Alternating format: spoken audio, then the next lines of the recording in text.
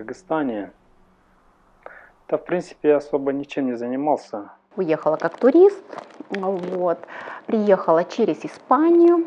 Очень тяжелые времена, я вот сейчас вспоминаю, прям мурашки по коже. Скажем так, оплата, может быть, кажется, что, конечно, намного лучше та, которая есть в Кыргызстане, но вы поймите, что вы будете заключены в 4 стены 24 часа в сутки.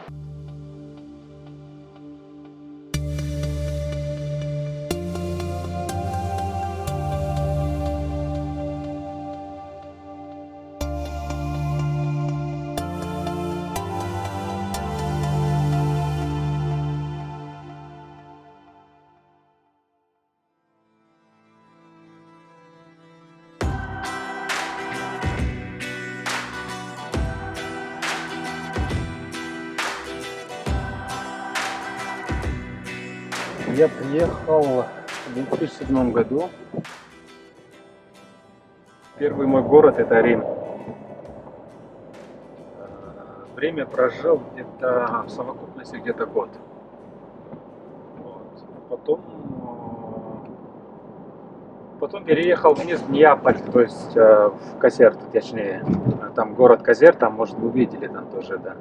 Ну, я там долго пробыл, где-то более 10 лет. В то время в Риме жила тетя с мужем. У них ребенок был. Сколько ему было тогда? Где-то 2 года, не знаю, или пол. Он маленький был, по-моему, даже год.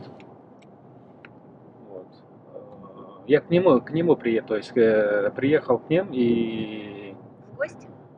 Не в гости, меня вообще-то отправили, чтобы хотел, ну там, где-то я себе по сознательному уровню я сказал, вот я 2 года поработаю, все, я уеду. Сейчас уже 14 лет здесь.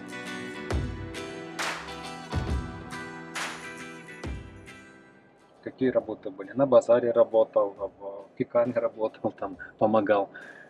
Достаточно много много работы. Я видел много парней, которые не выдерживали работы. Даже вместе со мной, которые работали сиделкой, они тоже не выдерживали. Они психологически не выдерживали. Были пацаны, которые сразу же в месяц, неделю, может 2 недели, они уже покидали обратно в Италию. Были такие пацаны. Есть и были ребята, которые сильные вот. Они до конца вот шли. По-разному, разные люди сюда приезжали. Ночью отработал, и как бы у меня, когда я ночью выхожу, уже утром выхожу с работы, у меня уже мозг отказывает все равно. И я чуть отдохнул, поспал, поэтому я чуть опоздал, извиняюсь, конечно. Все, пойдемте. Все, поехали.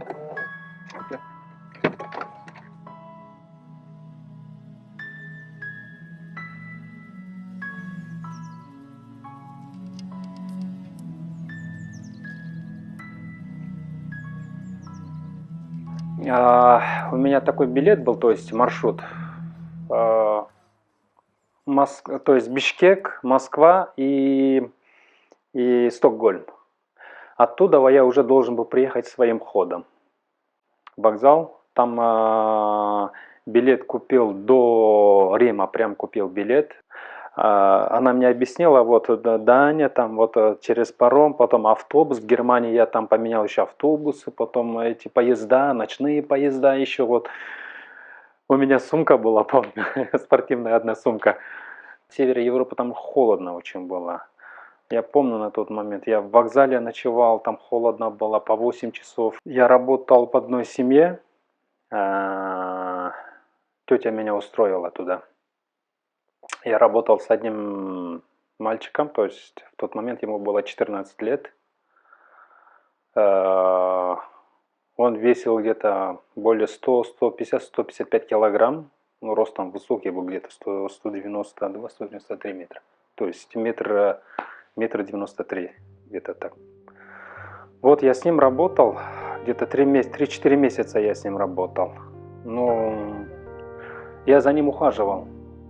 Я конкретно за ним ухаживал. Бейбиситер. Можно сказать бейбиситер. Но он большой парень, но имеется в виду, как он психически больной был. И за ним надо было вот ухаживать. Я за ним ухаживал. Потом он днем ходил в школу. Когда его не было, я уже домашние работы делал.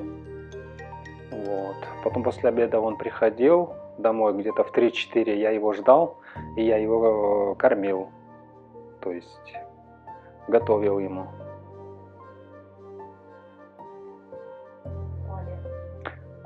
Обязательно. В туалет он сам не мог ходить. Ему надо было помогать постоянно. Вот. Ну, в общей сложности, начиная с первой работы, где-то до 2011 года я только работал бейбиситером и сиделкой. То есть после этого парня я работал уже с пожилыми людьми. Тоже вот за ним ухаживал. Были, которые ходили, были, которые не ходили. Лежачие были. Вот. Как итальянский говорят, инфермером, вот сиделкой работал. Кушать готовил им, с ложки кормил.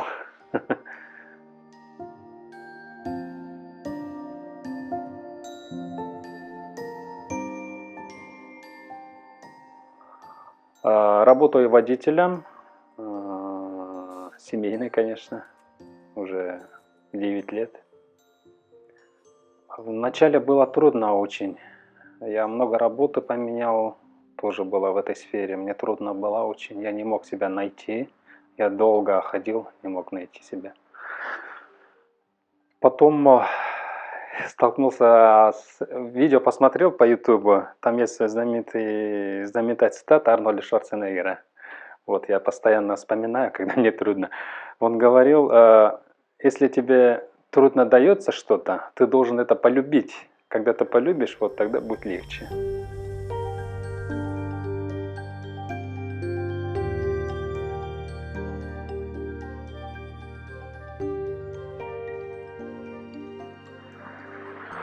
Ночной сон все равно лучше, конечно, чем дневной сон. Днем как-то шумно, вот, надо перестраиваться, все. Иногда бывают дни, которые я просто 3 часа сплю и просто просыпаюсь и не могу уснуть, да. Бывают дни, сплю хорошо, но это опять же зависит от организма, от всего, от факторов тоже. Бывает очень шумно, бывает по-разному бывает. У меня постоянное вид на жительство, только меняю паспорт и все, когда заканчивается. А итальянский уже не меняю. Нелегалом работать — это как бы ты в холостую работаешь, да? Потому что когда ты уже легально работаешь, ты составляешь контракт. Когда ты составляешь контракт, уже автоматически работодатель тебе платит налог за тебя. Он по закону за тебя должен платить налог государству, перечислять. И потом у тебя вот это копится, то есть на пенсионный фонд, и ты можешь уже получать итальянскую пенсию. Это, да, это еще зависит от, итальянцы называют это реддито, да, сколько ты зарабатываешь в год. Бывает, ты устаешь с работы, приходишь домой, дверь открываешь только, а дети прибегают, и вот это вот забывается усталость. Вот это вот самое, вот эти моменты, самые счастливые моменты в жизни, да? Ну, я посоветовал бы нашим парням, как есть же пословица, хорошо там, где нас нету. Вот, так что в любом месте можно расти, в любом месте. Это не зависит, ты в Кыргызстане находишься, или ты в Америке, или ты в Италии находишься. Это не имеет значения, не зависит от этого. Зависит только от самого человека, от желания, и все.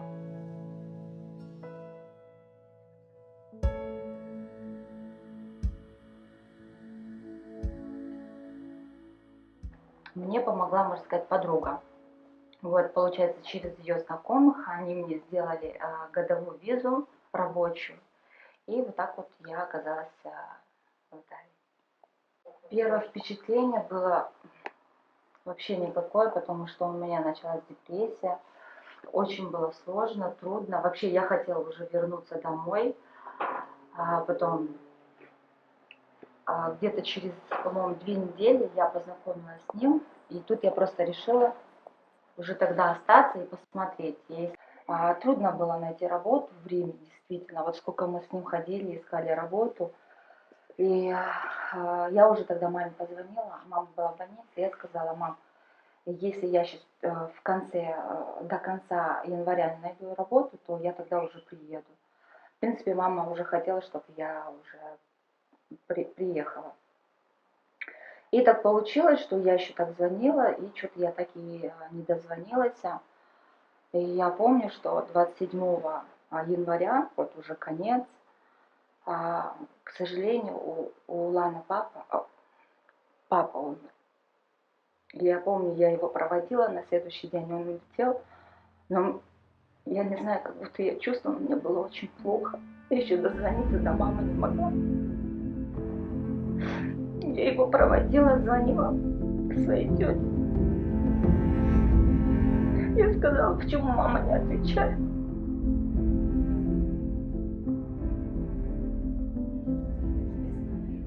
Скажи привет, скажи.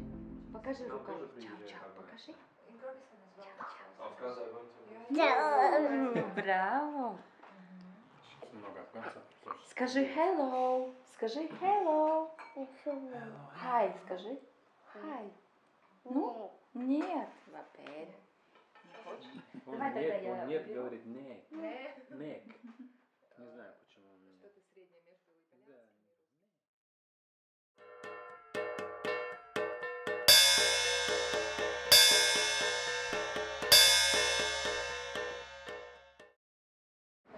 Più avanti? Ok. Sulla destra. Sulla destra, ok, grazie. Не сказать, что именно выбрала этот город, это место, да, эту страну. Просто так получилось по семейным обстоятельствам.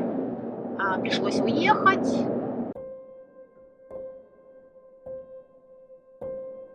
По сей день вспоминаю, как я вот в агентство зашла, в туристическое, да, подать на визу. Я помню, она спрашивала, куда вам хочется уехать. У меня был такой ответ, хоть куда. Вот я говорю, боже мой, ну я не знаю, вот было такое состояние. Хотя подумать, думаю, боже, почему не дали? Потому что на самом деле, наверное, это судьба. Осталась нелегально, так как у меня виза была только на 3 месяца, туристическая. Вот. И через буквально года 2 подала на документы, на санаторию и получила документы. Permessa. Tra 1 chilometro, alla rotonda, prendi la prima uscita su Viale Giuseppe Mazzini. Siamo arrivati quasi. 5 минут. Уже приехали? Вот смотрите мой образ, несмотря на то, что я здесь больше 20 лет нахожусь, но я с гордостью ношу вот наше национальное. Со мной приехала тоже одна моя подруга, не сказать подруга, моя знакомая, которая тоже хотела приехать сюда, как бы, ну, у нее, конечно, были совсем другие причины, она хотела приехать поработать и уехать, так как она была замужем, семья и все. И вот она почему-то на первый же день, вот когда мы как приехали в Неаполь, вот представляете такую картину, как бы, конечно, это не Неаполь, приехали на станцию Гарибальди. Она вот, у нее какое-то вот впечатление сложилось о Неаполе, вот, наверное, вот как будто это заканчивалось только этим районом. Она вот в тот же день решила уехать обратно. Но так как у нее не было денег, представляете, она заняла у меня деньги, то, что у меня было последние мои деньги, и уехала на второй же день. Я осталась, и вот было, конечно, очень тяжело в этом плане, потому что я осталась без денег.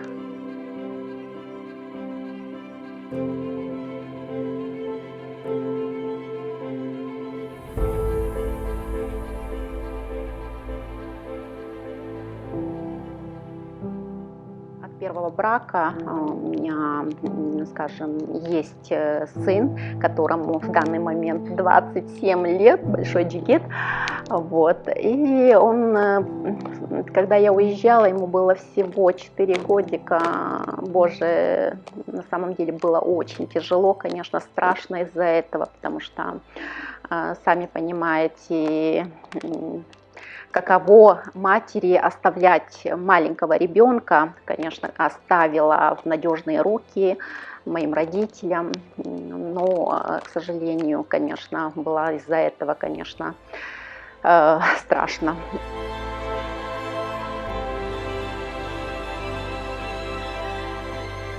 Я прихожусь Айгуле двоюродной сестрой, меня зовут Мира, я тоже сейчас живу в Неаполе, уже почти 10-11 лет, как я здесь. И, конечно, про Айгулю, наверное, можно говорить очень много. Конечно, ей приходилось очень тяжело и трудно. То есть по сравнению с тем, чем она занималась в Кыргызстане, здесь ей пришлось работать, делать очень простую работу. Работать и в баре, работать в магазине. Но, тем не менее, потихоньку, как говорится, все встало на свои места. Встретила мужчину, да, и вот решили создать как бы семью, родила от него дочку, его зовут Дженаро. Девочке моей 17 лет по сей день, вот недавно буквально вот в июле исполнилось 17 лет, так что у меня тоже взрослые дети. В данный момент я занимаюсь моими танцами, вот, я артистка, танцовщица, ну, в общем, пробую себя в мире спектакля.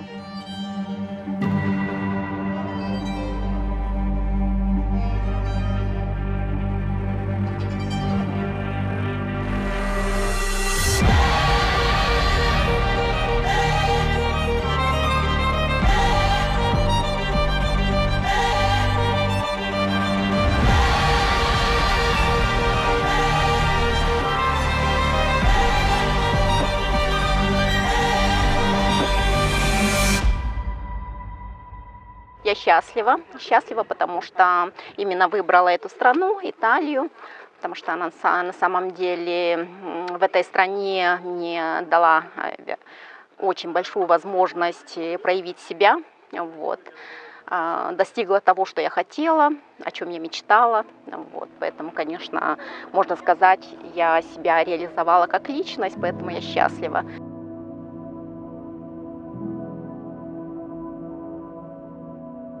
Я, наверное, может быть, преподношу себя постоянно, как бы как артистка, даже в такой вот, скажем, даже мой обычный день вот как бы превращается в такой праздничный день, да.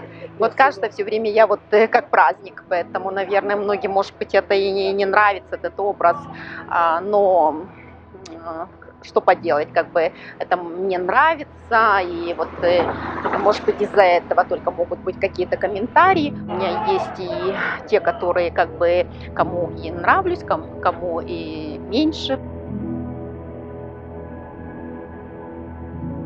Не могу сказать, конечно, патриотка, конечно, из-за того, что, может быть, как бы не вернулась, может быть, из-за этого, может быть, какая-то измена чувствуется, но это моя судьба, вот. А так, конечно, я очень скучаю по родине, потому что все-таки Кыргызстан, моя родина, где я родилась, Кыргызстан, как же говорится, когда вот моя кровь, мекеним, не хватает моих родных, близких, мамы и папы, понимаете, очень, конечно, тем более, когда есть вот очень большая, скажем, очень далеко, вот именно расстояние далекое, не можешь сказать, вот поеду, вот взяла, собрала вещи, уехала. Нет, не получается. Так, конечно, Кыргызстан мне всегда не хватает. И из-за моего сына, потому что он все-таки сделал свой выбор, как я сделала мой выбор остаться здесь. И он, конечно, он тоже выбрал, остался там. Вот. Мне очень не хватает его и моих родителей. Я думаю, что очень тяжело тем, которые приезжают и не знаю, думают, вот легко там устроиться, работать или выбиться, чего-то добиться или кем-то стать, я вам скажу, что не так легко, сама по себе знаю, поэтому и многим, конечно, удается, и многим не удается, многие уезжают обратно. Ну, приезжают, да, вот как вы сказали, по туристической визе, да, потом находят работу. Но дело в том, что раньше было немного легче в этом плане.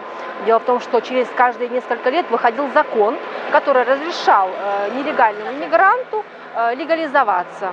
Но, к сожалению, в последние годы с этим становится все тяжелее и тяжелее, потому что здесь, в Италии, в том числе не только в Италии, но и во всей Европе, к власти приходят, честно говоря, правые партии, которые не очень-то приветствуют вот такую миграцию извне. Италия, конечно, страна прекрасная. Здесь все красиво, как говорится, и природа, и искусство, еда, климат.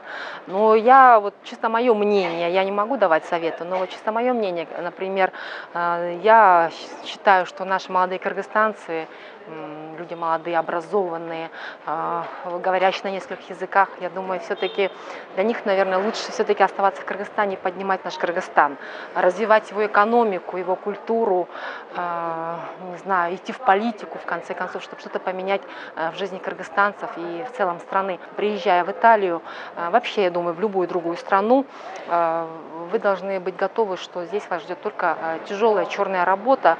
Работа очень простая, очень примитивная, потому что, честно говоря, здесь, особенно в Италии и на юге Италии, где я сейчас проживаю, в Неаполе, очень высокая безработица среди самих итальянцев. Вы понимаете, почти 40% среди молодежи. Особенно, я думаю, что мужчинам, то есть здесь нет никаких возможностей реализоваться в профессиональном плане, так как наши дипломы здесь не признаются.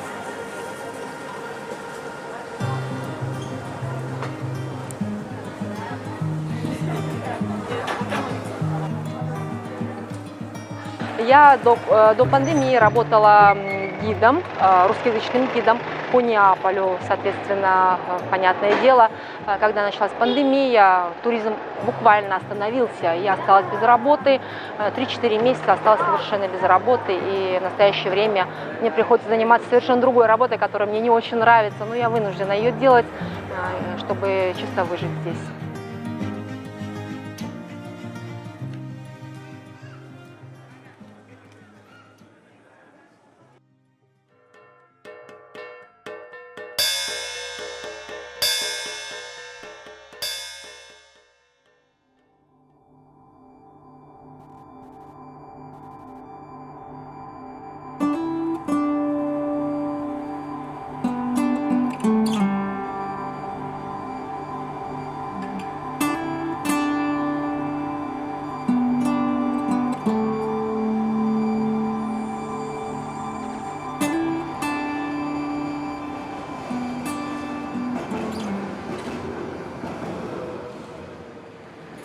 Мне пришлось взять ответственность, потому что я старшая в семье, у нас 4.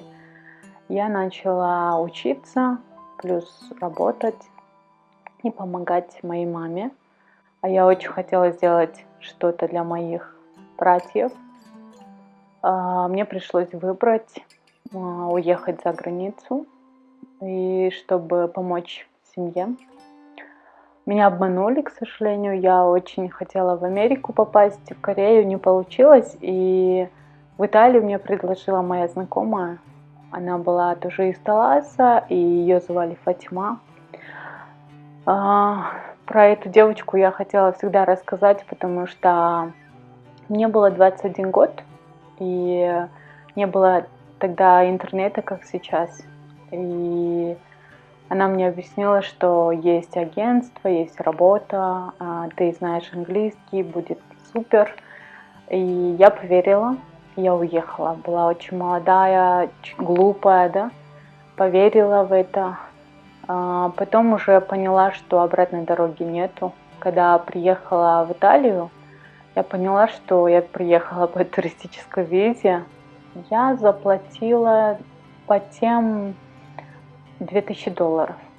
Это моя мама продала очень много, собрала там среди своих родных деньги, все нам помогли. Я уехала, Я не могла возвратиться, потому что не было обратной дороги, мне было стыдно. Я осталась в Италии нелегально. Вот эта девушка, она сама была в разных городах Европы, и она так, не знаю, рассказывала, что у нее есть знакомые. Я поверила, что меня встретят. Меня никто не встретил. Благо, у меня было 500 евро в кармане. Это большие деньги для Кыргызстана. Было очень трудно. Я не принимала ни страну, ни язык, ни ситуацию, где я находилась. И 2-3 года я плакала, плакала в подушку, улыбалась днем и работала. И родить маме, например, не говорила ничего, потому что не хотела ее тоже расстраивать. Я работала на уборках, я поработала с бабушкой, я еще и подрабатывала ночью, там здесь называют компания бабушек, когда бабушки боятся спать одной, когда они одиноки. И я шла к ним ночью, не спала на квартире, а спала с ними, чтобы еще подзаработать. Все это в прошлом, конечно, но это были самые мои такие сложные моменты. До 24 лет не было времени на себя, я только скрывала.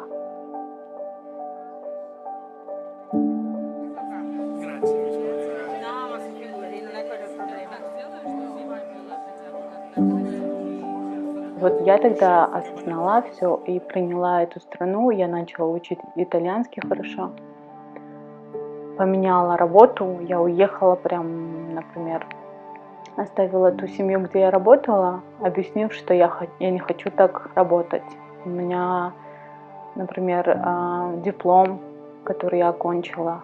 Я не зря училась. И получилось, что я рискнула, уехала пробовать себя, пробовала в разных городах поработать. В Неаполе, в Риме поработала. И приехала в 2015 году в Милан. И кажется, это была судьба. К счастью, мне очень повезло с моим партнером. Он мне друг, он мне очень близок. Он даже больше, чем... Я всю жизнь искала кыргыза в Италии. Но получилось так, что встретила мексиканца, итальянца, да, он микс, у которого кыргызская душа,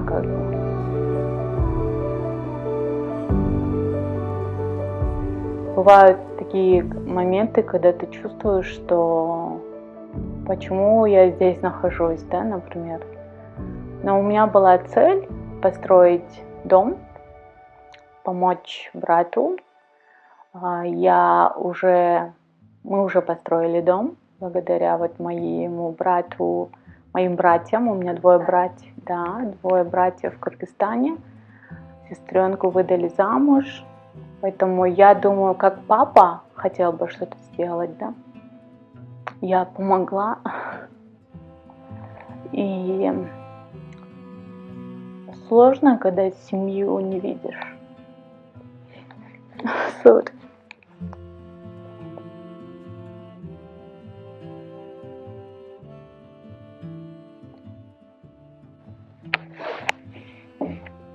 Grazie.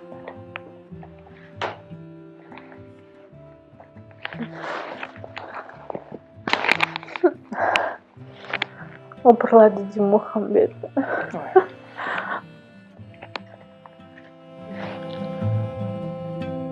Понимаю, что очень много времени прошло, и я не увидела, например, как они поженились. Да, старший женился, у него 2 детей.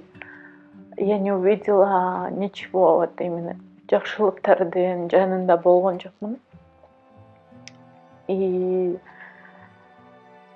то, что плохо, то, что ты потеряла время и не можешь быть рядом с семьей. Моя цель вначале была помочь нашим соотечественникам, чтобы им было легче, не зная языка, не зная закона, не зная адвокатов. Ты не можешь, конечно, требовать, да, что-то, чтобы они платили. И мы вот сейчас у нас Кыргызстан и Италия работает уже 4-й год официально. Напишите, как будет ясно, как вы узнаете, куда вы приехали. Она даже не знает, куда приехала.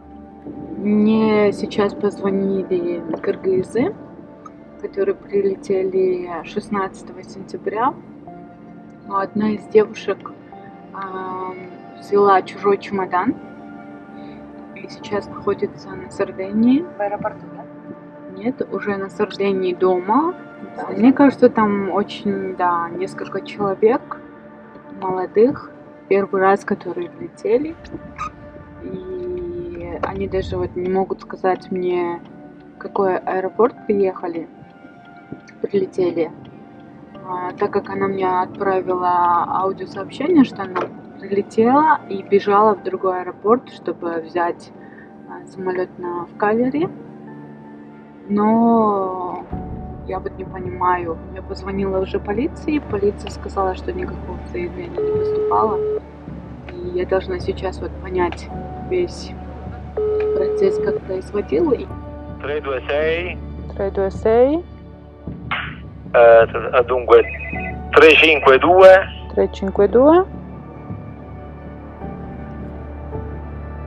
Oppure cambiando le ultime tre cifre 297. 297. Ok, la ringrazio, grazie mille.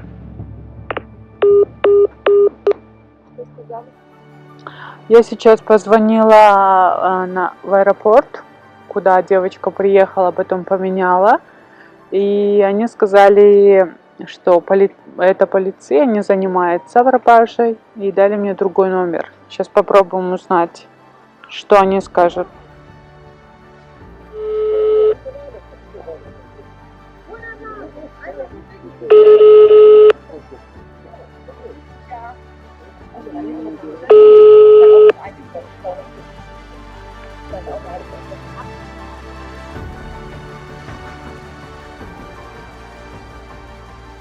Два молодых жителя Токмака, молодые люди, одному 20 лет, другому 23 года. Они вот по такому же объявлению, по договоренности с турецким каким-то гражданином, они выехали в Турцию для того, чтобы работать матросами на яхте. Была сказана такая информация, что они будут работать на яхте, возить людей в туристические какие-то поездки.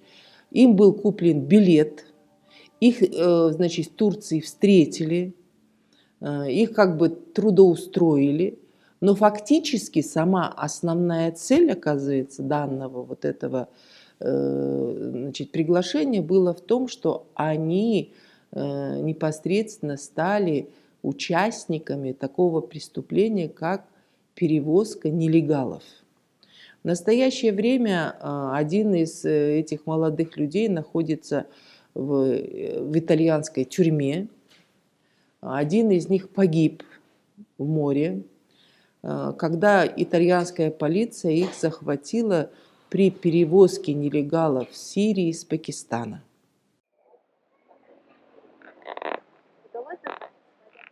К сожалению, нет, потому что сегодня у нас воскресенье. Может быть, все офисы закрыты.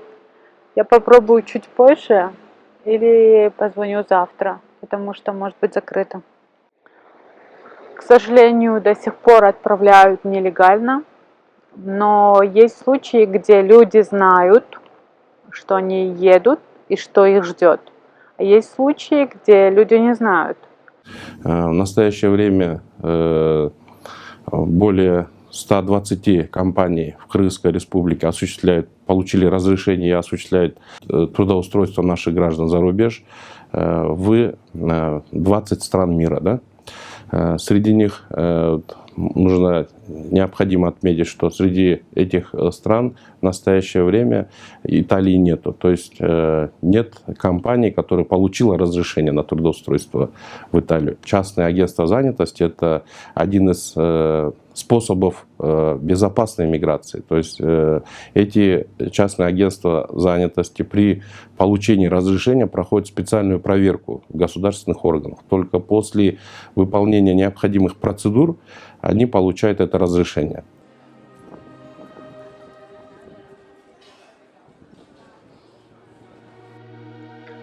Ну, если они знали уже там, в аэропорту, поняли, что взяли чужой чемодан, надо было предупредить. И, наверное, вот они думали, что билет сгорит, может быть. Но в таких случаях, думаю, они бы просто переждали бы другой рейс, да, может быть. Потому что в Сардинию летят часто самолеты. Я думаю так. Но сейчас будем надеяться, что мы сможем решить проблему. Представьте, там другой человек ищет чемодан, а ее, может быть, просто стоит в аэропорту или не знаю, как получится. Вот так иногда проходит время, чтобы помочь нашим соотечественникам. Активисты, да, люди, которым мы помогаем, нашим кыргызам, у нас очень много свободного времени уходит. Конечно, никто нам не отплачивает, ни у кого мы не берем деньги. Это такие волонтерские дела, где вот в воскресенье вы видите, да, люди отдыхают, но меня поймут все активисты.